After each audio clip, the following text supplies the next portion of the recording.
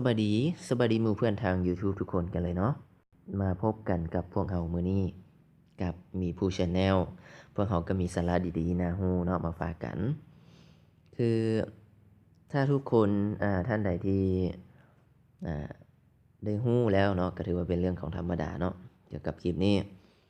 เราจะมาแนะนำวิธีการโอนเงินเนาะผ่านทาง BCL One App โอนเงินทางธนาคารการค้าบัญชีธนาคารการค้าบัญชีของธนาคารการค้านั่นเองเนาะเราจะมีวิธีการและขั้นตอน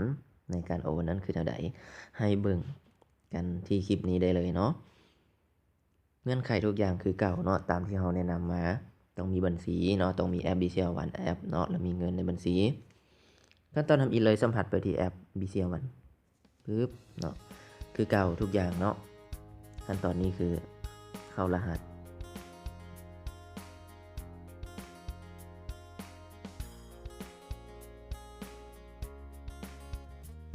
หลังจากนั้นล็อกอินเข้าไปเนาะระบบก็จะประเมินผลจะสู่หน้าต่างนี้ขึ้นมาให้หาไอคอนตัวที่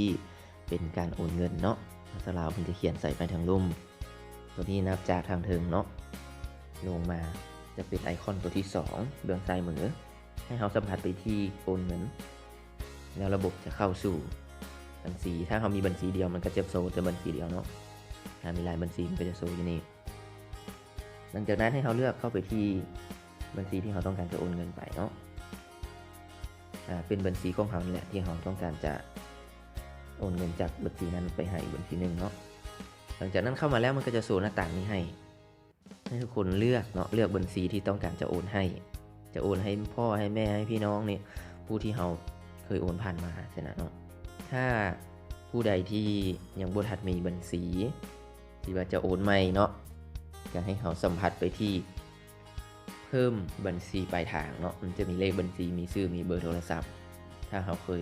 โอนเนาะเขามีเซฟเบอร์โทรศัพท์ไว้เขาก็ป้อนเบอร์โทรศัพท์ใส่เพื่อในการค้นหาหรือท่านใดเนาะที่ยังบ่ทันมีบัญชีอาจจะเป็นหมู่เพื่อนเนาะคนใหม่ๆหรือว่าพี่น้องที่ว่ามีบัญชีใหม่ๆเขาก็มาป้อนเลขบัญชีใส่นี่เลยเนาะแล้วก็เพื่อนจะมีขั้นตอนของการกดแอดเลขบัญชีเนาะหรือว่าเพิ่มเลขบัญชีนั่นเองเนาะสัมผัสเข้าไปติดตามแต่ละขั้นตอนหลังจากเราเพิ่มบัญชีสำเร็จเพื่อนก็จะบอกเลยเนาะมันจะเปิดขึ้นมามันจะมีหน้าต่างการโอนเงินเลยคือกรณีนี้ค่อยมีบัญชีอยู่แล้วเนาะเขาจะแนะนำเขาจะเลือกอยู่ในทางด้านลุ่มนี้เลยเนาะบัญชีเขาจะโอนให้เลขบัญชีทางด้านลุ่มเนาะให้ค่อยก็จะเลือกบัญชีเลยปึ๊บนี่เนาะมันก็จะขึ้นเป็นเลขบัญชีของผู้นั้นให้หน้าต่างตัวนี้มันจะอัปเดตหน่อยนึงเนาะ BCL One ตัวนี้จะอัปเดตจากหน้าต่างเก่ามันก็จะเป็นประมาณนี้แหละแล้วเขาก็จะป้อนจำนวนเงินเลยเนาะมันจะให้เขาป้อนจำนวนเงินว่าเขาต้องการโอนเท่าไหร่เขาก็ป้อนจำนวนเงินใส่โอเคเนาะหลังจากนั้นเขาก็กดต่อไปได้เลยเนาะทางด้านลุ่มเนาะต่อไปทางด้านลุ่มเลยตัวนี้มันจะโชว์เลขบัญชีเขาด้วยเนาะเขาจะให้เบิ่งเลขบัญชีที่เขาจะโอนทางด้านลุ่มเนาะนี่มันจะบอกนะมันจะบอกว่าจากบัญชีกีบเนาะอันนี้ทางเทิงเป็นบัญชีเขาเนาะทางด้านลุ่มนี่จะเป็นบัญชีปลายทางโอเคเนาะมันจะบอกเราจะโอนเงินหาบัญชีนี้โอเคหลังจากนั้นเขากดต่อไปได้เลยเนาะกดตัวสีแดงปื๊ดขึ้นไปให้เขาใส่คำอธิบายเนาะในนี้จะมีรูปเนาะหรือว่าเขาจะใส่เป็นสติกเกอร์ไปก็ได้คำอธิบายนี่เขาจะใส่แบบไหนเขาก็ใส่ตามใจโลดเนาะ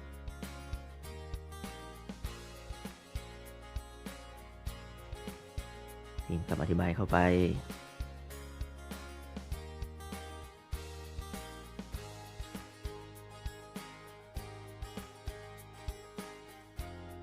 ทุกคนต้องใส่เนาะใส่อย่างก็ได้พิมพ์เข้าไปโลดหลังจากนั้นเขาก็กดไปต่อเนาะหรือว่าต่อไปนี่แหละเนาะสัมผัสเพื่อนก็จะให้เขายั่งยืนในการโอนขั้นตอนนี้จะเป็นขั้นตอนสุดท้ายถ้าเขาโอนสำเร็จมันจะขึ้นโชว์เป็นหมายติ๊กสีเขียวให้เขาเนาะเห็นบ่ให้เขามากวดสอบละเอียดว่าจะโอนไปหาบัญชีนี้แท้บ่เนาะจำนวนเงินเท่านี้แท้บ่เพื่อนจะให้เขากวดสอบหลังจากนั้นเขาก็เพียงแต่กดเข้ามา โอนเงินเนาะกดโอนเงินมันก็จะไปเลยพืดโอเคเนาะจะขึ้นหมายติ๊กสีเขียวให้ทุกคนเห็นหน้าต่างนี้เนาะสำนี้เนาะการโอนเงินบ่ได้ยากพี่น้องอย่างง่ายๆแต่ต้องระวังเนาะมันจะมีข้อเสียอยู่แต่ต้องระวังถ้าเราโอนไปบ่ถูกบัญชีนี่เนาะมันก็จะเฮ็ดให้เราเสียหายทางทรัพย์สินนั่นเองเนาะเรื่องของการแก้ไขมันแก้ไขได้อยู่แต่มันยากมันเสียเวลาเนาะเพื่อประหยัดเวลาของตนเองนั้นต้องมีการตรวจสอบให้ดีการโอนเงินเพิ่นเฮ็ดแอปนี้ขึ้นมาให้เรามีการโอนเงินได้ง่ายสะดวกสบายขึ้นบ่จำเป็นต้องเข้าไปโอนธนาคารเนาะ